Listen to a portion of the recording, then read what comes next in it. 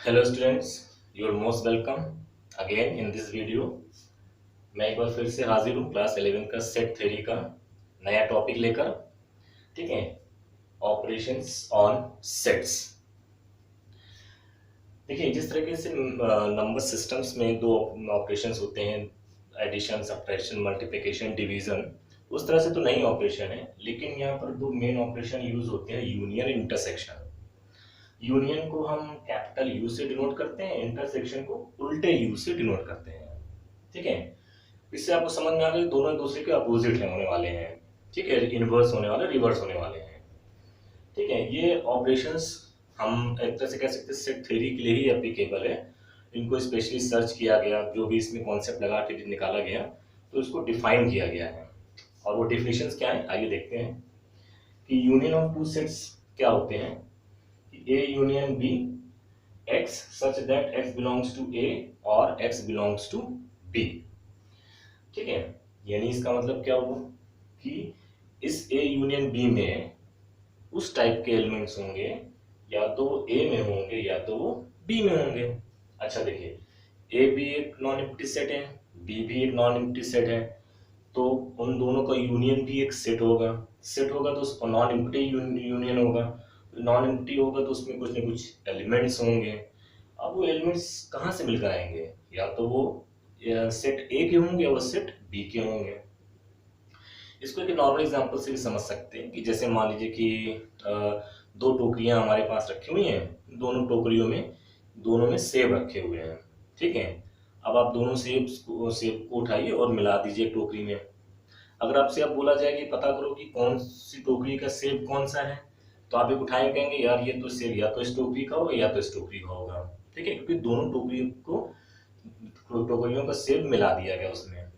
तो हम ये कहते हैं ना कि या तो इस टोकरी से होगा या तो उस टोकरी से होगा। ठीक है, तो वही चीज यहाँ पर भी है कि भाई दो डिफरेंट डिफरेंट सेट्स हैं, उन दोनों को डिफरेंट भी हो सकते हैं या कुछ कॉमन एलिमेंट्स भी हो सकते हैं। जब उनको हम यूनियन करेंगे तो उन सारे एलिमेंट्स को मिलकर एक नया सेट बनेगा, जिसको हम ए यूनियन बी बोलते हैं। इसको हम ऐसे लिखते हैं कि x belongs to A union B. ठीक है, x बिलोंग्स टू ए और x बिलोंग्स टू बी। इधर से चलेंगे तो ये ट्रू होगा, इधर से चलेंगे तो ये ट्रू होगा, इसलिए यहाँ पर डबल इंप्लाइज का साइन लगाया गया है। ठीक है, आइए एक छोटा सा एग्जांपल देखते, समझ में आ जाएगा हमें। ठीक है, जैसे हमने एक सेट लिया ए, 1 2 3 4, एक सेट ले लिया बी, 3 4 5 6। ठीक है, ए बी कोई भी एट रैंडम सेट ले सकते हैं हम। ठीक है, दोनों नॉन इम्पटी। अच्छा, इम्पटी हो जाएंगे तो क्या खास बात होगी, कुछ नहीं, इम्पटी हो जाएंगे तो फिर हमारी बात ही खत्म हो जाएगी फिर। ठीक है, तो लेकिन हम बात किसकी करते हैं जब नॉन इम्पटी हो। जनरल केस, जनरल केस क्या होता है कि भाई स्पेशल केस से अलग, दोनों सेट्स एम्प्टी हो गए तो फिर जो तो स्पेशल केस हो गया भाई। ये दुनिया हमारा एक जनरल केस है, अगर ये दुनिया ही नहीं होती तो फिर सारी कहानी खत्म हो जाती। That was special case. ठीक है, लेकिन यहाँ पर हम स्पेशल केस की बात तो करेंगे नहीं, जनरल केस की बात करेंगे। तो जनरल केस में क्या होता है कि ए और बी को हम जनरली नॉन एम्प्टी सेट लेते हैं। तो ये तो हमको सेट्स मिल गए। अब इसका अगर हम ए यूनियन बी लेना है तो कुछ नहीं, सिंपली दोनों टोकरी के एलिमेंट्स को उठाइए और एक टोकरी में डाल दीजिए, इस तरीके से ए यूनियन बी। 1 2 3 4 5 6। अब आप कहेंगे सर कि दो अलग अलग टोकरियों में सेब मिलाएंगे तो सेब बढ़ जाएंगे, भाई 10 इसमें है और 10 इसमें है, दोनों मिलाएंगे तो सेब 20 हो जाएंगे। तो यहाँ पर एलिमेंट तो यहाँ का 3 4 और यहाँ का 3 4 मिला के तो 2 बार आना चाहिए। लेकिन अगर आप ध्यान दीजिए तो सेट की प्रॉपर्टी क्या होती है, डिफिनेशन तो ये होती है वेल डिफाइंड डिस्टिंक्ट। देखिए यहाँ पे सारे एलिमेंट क्या है, डिस्टिंक्ट है, सेम कोई नहीं है, रिपीटेड कोई नहीं है। तो उस प्रॉपर्टी को हम फॉलो करके यहाँ पर कॉन्सेप्ट ले रहे हैं कि दोनों एलिमेंट्स को, अगर दोनों सेट्स को मिलाएंगे, यूनियन लेंगे, तो रिपीटेड एलिमेंट्स भी अगर होंगे तो उसको हम एक ही बार लिखेंगे। तो ये तो कॉन्सेप्ट होगा ए यूनियन बी का। ठीक है, अब आइए हम बात करते हैं इंटरसेक्शन ऑफ टू सेट की बात करते हैं। भाई यूनियन में क्या था कि हमने दो सेट्स को मिलाने की बात की गई, लेकिन इंटरसेक्शन में हमें क्या हो रहा है कि दो सेट्स में जो मिले हुए एलिमेंट्स हैं, जो कॉमन एलिमेंट्स हैं, उसकी बात करेंगे। एक तरह से ये ए यूनियन बी क्या कह रहा है, वसुधैव कुटुंबकम, कि भाई आ जाओ, जिसको आना है जैसे आना है आ जाओ, हम सबको मिला लेंगे। लेकिन ये क्या है, दिस इज पर्टिकुलर, कि ये भाई हर किसी के साथ नहीं एडजस्ट होता है, ये उसी के साथ एडजस्ट होगा जिसके साथ इसकी कुछ कॉमन आदतें मिलेंगी। ठीक है, जैसे मान लीजिए कि हम लोग क्या होते हैं कि बहुत सी जनरली होती है कि हमारी फ्रेंडशिप या हमारी दोस्ती लंबी तब तक चलती है जब तक कि हम लोग के बीच में कुछ कॉमन होता है। अगर कॉमन नहीं होता दोस्ती बहुत दूर तक या बहुत ज़्यादा नहीं चल पाती है, ऐसा मेरा मानना है। बाकी सब चीज़ें अलग अलग होती हैं, बट एक कॉन्सेप्ट में एक छोटा सा एग्जांपल दे रहा हूँ कि इंटरसेक्शन ऑफ टू सेट्स का मतलब यही होगा कि हमें उसमें कुछ चीज़ें कॉमन मिलनी चाहिए, तभी तो हम उसको बात बढ़ा पाएंगे। अगर कॉमन नहीं मिलेगा तो फिर इसका मतलब बात गड़बड़ है। जैसे कि शादियां होती हैं, शादियों में कुंडली मिलाई जाती है, तो कुंडली में क्या देखा जाता है कि भाई दोनों की कुंडलियों में क्या काम कॉमन है। जितना ज्यादा कॉमन चीजें मिलेंगी उतनी संभावना शादी की सही होने की होती है। एक कैलकुलेशन है, अब कितना सही कितना गलत that is different matter, but एक बेसिक कॉन्सेप्ट है। तो वही चीज यहाँ पर भी है कि दो सेट्स हैं, दोनों सेट्स को इंटरसेक्शन लेंगे तो हम देखते हैं कि दोनों में कॉमन क्या मिल रहा है। जैसे अब इसी में देख लीजिए, इसी को एग्जाम्पल से हम डिनोट करना चाहें, ठीक है, तो आइए देखते हैं, लेकिन डेफिनेशन समझ लें। x belongs to A and x belongs to B। देखिए यहाँ पर और है, यहाँ एंड है। यूनियन में और का कॉन्सेप्ट लग रहा है और इंटरसेक्शन में एंड का कॉन्सेप्ट लग रहा है। ठीक है, तो ये कॉन्सेप्ट ध्यान देने की बात है यहाँ पर।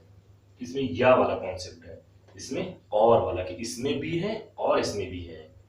ठीक है, उसमें क्या था यूनियन में, इसमें भी है, इसमें है या उसमें है, दोनों बातें डिफरेंस है, ध्यान दीजिएगा। अब इसका अगर हम डिफिनेशन को फॉलो करें तो फॉलो करने पे ए इंटरसेक्शन बी क्या मिल रहा है। ठीक है, इंटरसेक्शन मतलब कॉमन, कॉमन मतलब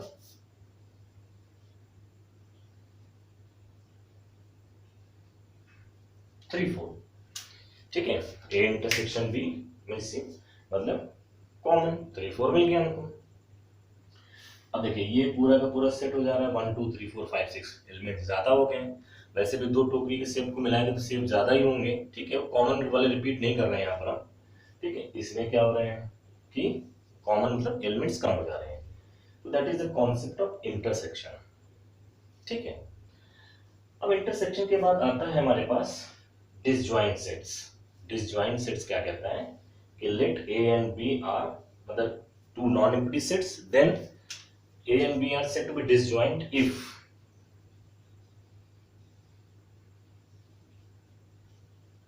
A intersection B is equal to 5। A intersection B is equal to 5 मतलब कि दोनों सेट्स का इंटरसेक्शन 5 हो। ठीक है, अच्छा जैसे यहां पर हमने देखा कि A यूनियन B में एलिमेंट्स दोनों में कॉमन थे, तो हमने उसको एक ही बार लिखा। अगर कॉमन नहीं भी होंगे तो भी कोई दिक्कत नहीं है। जैसे देखिए यहाँ पर अगर एक एग्जांपल मैं लेता हूँ, यहाँ पर यही ले लेता हूँ मैं कि एक ए लिया मैंने 1 2 और एक सेट बी लिया मैंने 3 4। तो जब हम ए यूनियन बी करेंगे तो क्या मिलेगा हमको, 1 2 3 4। और जब इसको ए इंटरसेक्शन बी करेंगे तो क्या मिलेगा हमको, 5। क्योंकि दोनों एलिमेंट में कोई भी, दोनों सेट्स में कोई भी ऐसा एलिमेंट नहीं है जो कॉमन हो। आई बस समझ में, तो इसलिए ये दोनों सेट्स क्या हो गए, डिसजॉइंट हो गए। डिसजॉइंट मतलब अलग अलग, दोनों में कुछ भी कॉमन नहीं मिल रहा है। ठीक है, तो इसे बोलते हैं डिसजॉइंट सेट्स। ऐसे सेट्स जिसमें कोई भी चीज कॉमन नहीं मिलती है वो डिसजॉइंट सेट्स होते हैं, और जिसमें कुछ कॉमन मिल जाता है तो वो नॉन डिसजॉइंट मतलब नॉर्मल जो सेट्स होते हैं वैसे ही होंगे। अब इसी चीज की प्रॉपर्टी को लेके हम आगे बढ़ते हैं कि डिफरेंस ऑफ सेट्स। ठीक है, आप कहेंगे सर यूनियन, इंटरसेक्शन, ठीक है, एडिशन, डिफरेंस कहाँ से आ गया, एडिशन कहाँ है। तो एडिशन और डिफरेंस का मतलब यहाँ पर ये नहीं कि दोनों एलिमेंट्स को ऐड कर देना है या सब्ट्रैक्ट कर देना है, ये एक अलजेब्राइक डिफरेंस की बात कर रहा है, सेट थ्योरी में डिफरेंस की बात कर रहा है। तो डिफरेंस ऑफ टू सेट्स को क्या होता है, इसको हम रिलेटिव कॉम्प्लीमेंट भी बोलते हैं। तो देखिए यहाँ पे लिखा हुआ A and B non implicit, जैसे कि मैंने पहले कहा, तो ए माइनस बी या बी माइनस है, दोनों ही तो हमारे डिफरेंस हो गए, ए माइनस बी और बी माइनस है। ठीक है, अब वो डिफरेंस डिफाइन कैसे होते हैं, देखिए कि A minus B means X belongs to A and X belongs to does not belong to B. लेकिन ए माइनस बी में क्या हो रहा है कि ए के एलिमेंट तो हैं बट बी के एलिमेंट नहीं है। ठीक है, बी के एलिमेंट नहीं है, तो बी के वो एलिमेंट्स भी नहीं होंगे जो कि ए में भी कहीं ना कहीं होंगे। भाई हो सकता है ए या बी अगर डिसजॉइंट सेट्स नहीं है, यानी ए और बी में कुछ कॉमन मिलेगा, तो वो कॉमन एलिमेंट भी हम क्या करेंगे, हटा देंगे। तो इसमें वो एलिमेंट आएंगे जो सिर्फ प्योरली ए में होंगे। ठीक है, बी में भी नहीं होंगे या ए और बी के कॉमन में भी नहीं होंगे। तो बी माइनस ए में भी वही डिफिनेशन है कि x does not belong to A and x belong to B. अब एग्जांपल करें, समझ में आ जाएगा। और ये देखिए एक चीज और भी, a minus B is not equal to B minus A. देखिए अभी कैसे समझते हैं एग्जांपल से। जैसे यहाँ पर लिखा हुआ है, अभी मैं यही एग्जांपल ले लेता हूँ, a एंड b को ले लेता हूँ। तो a एंड b को जब लेंगे तो हम जब a माइनस बी निकालेंगे तो देखिए, तो b के तो सारे एलिमेंट निकाल दिए जाएंगे, तो सारे निकालने का मतलब 3 4 5 6 निकल जाएगा, और 3 4 a में भी है, तो इसका मतलब ये भी हमको निकालना पड़ेगा। तो सिर्फ कौन सा बचेगा, 1 एंड 2, 1 एंड 2। अब देखते हैं b माइनस ए क्या हो रहा है। b माइनस ए देखते हैं क्या हो रहा है। तो b माइनस ए में भी क्या है कि a के सारे एलिमेंट हट जाएंगे, b के बचेंगे। तो b में तो ये भी कॉमन है, तो इसको भी क्या करना पड़ेगा, हमें निकालना पड़ेगा। तो कौन से एलिमेंट बचेंगे, दिस 5 एंड 6। ठीक है, अब ध्यान से देखिए जो मैंने यहाँ पर लिखा हुआ है, a minus B is not equal to B minus A. दिख गया भाई, 1 2 और 5 6 दोनों एलिमेंट्स क्या हैं, अलग अलग हैं, बिल्कुल अलग अलग हैं। तो ये किसी भी कीमत पे इक्वल तो हो ही नहीं सकते। तो इसका मतलब क्या समझ में आ रहा है कि a माइनस बी और b माइनस ए कभी भी इक्वल नहीं होंगे, सेम नहीं होंगे। ठीक है, this is the difference of sets. देखिए जो मैं भी यूनियन, इंटरसेक्शन, डिसजॉइंट ये सब बता रहा हूँ, इस पे बेस्ड क्वेश्चंस भी बहुत होते हैं, इस पे बेस्ड वेन डायग्राम भी बनाए जाते हैं, और कुछ प्रॉपर्टीज भी होती हैं, लॉ भी होते हैं, जिसको हम धीरे धीरे आगे पढ़ेंगे भी। 2 4 लेक्चर में मेरे ख्याल से सेट थ्योरी क्लास 11 खत्म हो जाएगा। न्यूमेरिकल्स अभी मैं और बताऊंगा आपको, जैसे कि पिछले वीडियोस में भी, दूसरी तीसरी वीडियोस में मैंने बताया आपको, कुछ क्वेश्चंस कराए थे, set, subset, proper subset, superset, power set, belong, does not belong to पे। तो वैसे इस पे भी क्वेश्चंस हैं, मिलेंगे, करेंगे हम लोग। अब ये नेक्स्ट टॉपिक पे हम लोग करते हैं कॉम्प्लीमेंट ऑफ सेट। इसको हम बोलते हैं absolute complement. Actually complement of absolute complement का मतलब क्या होता है कि बेसिकली मेनली हम लोग कॉम्प्लीमेंट को इसी की टर्म में पढ़ते हैं। ठीक है, क्यों, क्योंकि इसमें हम एक चीज यूज करते हैं, दैट इज यूनिवर्सल सेट। तो यूनिवर्सल सेट जब आ जाता है तब उसमें हम प्रॉपरली सब कुछ डिफाइन करते हैं, प्रॉपरली हम सब कुछ स्टडी करते हैं।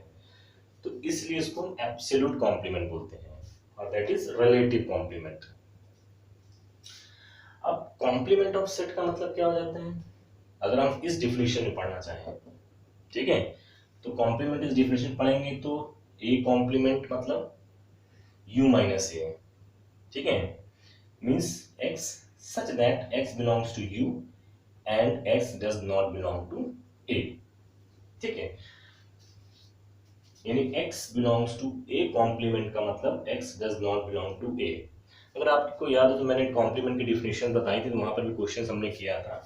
जैसे सिंपल से एग्जांपल करते हैं, देखते हैं क्या होता है कि अगर मान लीजिए मैंने इंटीजर लिया, ठीक है, ये ऐसा कर लीजिए कि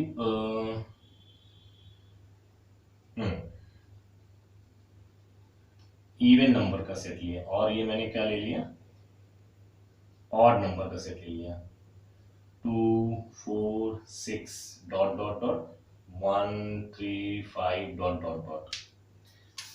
तो अगर हम इवन का कॉम्प्लीमेंट लेंगे तो हमें ऑड मिलेगा, ऑड का लेंगे तो इवन मिलेगा।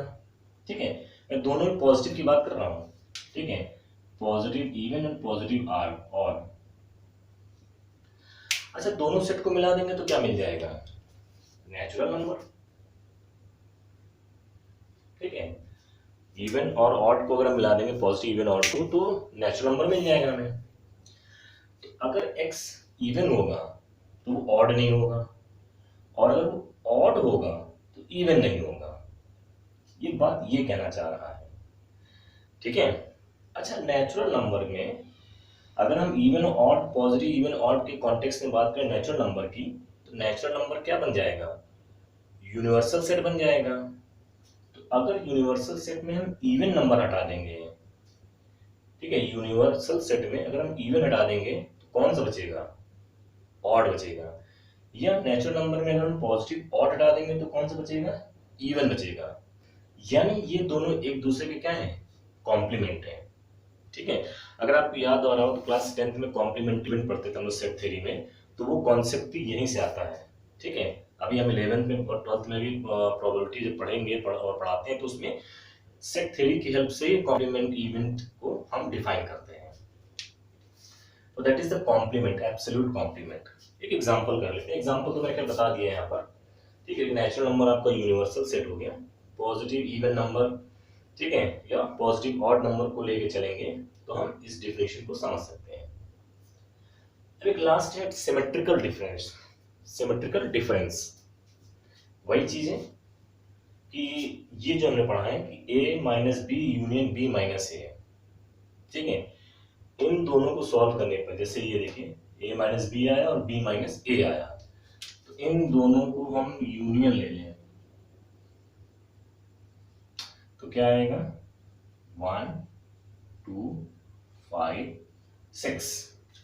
तो जो सेट बनेगा that will be symmetrical difference of two sets कहलाया जाएगा, ठीक है। और ये भी एक सेट है तो एलिमेंट इसमें भी होंगे, सेट बनेंगे, ठीक। तो ये मैंने आज के वीडियो में कवर करने की कोशिश की है, ठीक है। इसको आप देखिए, जो कहीं कोई डाउट हो कमेंट बॉक्स में पूछ कर आप क्लियर कर सकते हैं। और इस पे बेस्ड हम लोग भी वेन डायग्राम पे और न्यूमेरिकल पे भी क्वेश्चंस करेंगे, कुछ लॉज वगैरह भी बाकी हैं। तो मे भी 2 या 3-4 लेक्चर में आपका ये सेट थ्योरी वाला वीडियो कंप्लीट हो जाएगा।